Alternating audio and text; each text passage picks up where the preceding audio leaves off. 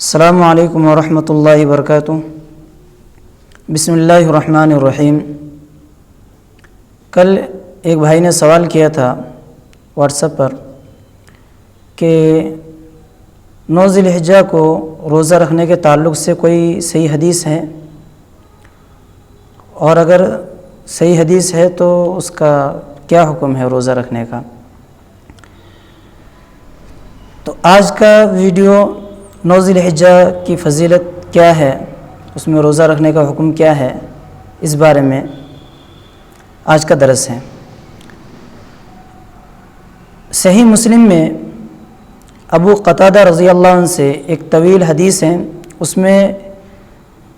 کئی روزوں کے تعلق سے اللہ کے نبی صلی اللہ علیہ وسلم سے سوال کیا جاتا ہے، اللہ کے نبی جواب دیتے ہیں۔ تو اس میں جب اللہ کے نبی صلی اللہ علیہ وسلم سے سوال کیا گیا تھا عرفے کے روزے کے بارے میں، تو اللہ کے نبی صلی اللہ علیہ وسلم نے جواب دیتے ہوئے فرمایا، صیام یوم عرفہ احتسب علی اللہ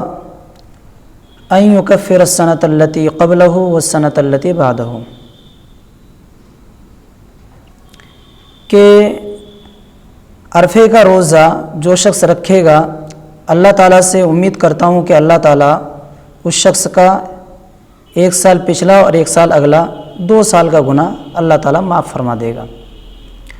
تو 2 سال کے صغیرہ گناہ معاف ہونے کی فضیلت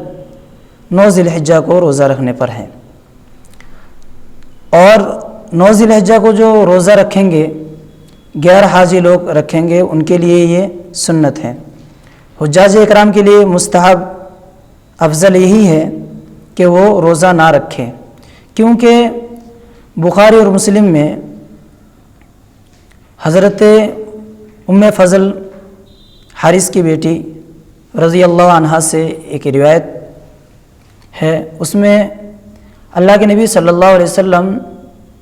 عرفہ کے میدان میں اپنے سواری پر ہوتے ہیں، اس حالت میں آپ کے پاس دودھ بھیجا جاتا ہے کسی پیالے میں، آپ جانور کے اوپر ہی بیٹھے بیٹھے سب کے سامنے صحابہ اکرام آپ کو دیکھ رہے ہوتے ہیں، تو اس حالت میں اللہ کے نبی دودھ پیتے ہیں۔ تو حاجیوں کے لیے اس حدیث سے پتہ چلا کہ روزہ نہ رکھنا افضل ہے، مستحب ہے کہ وہ روزہ نہ رکھے، تاکہ ان کے اندر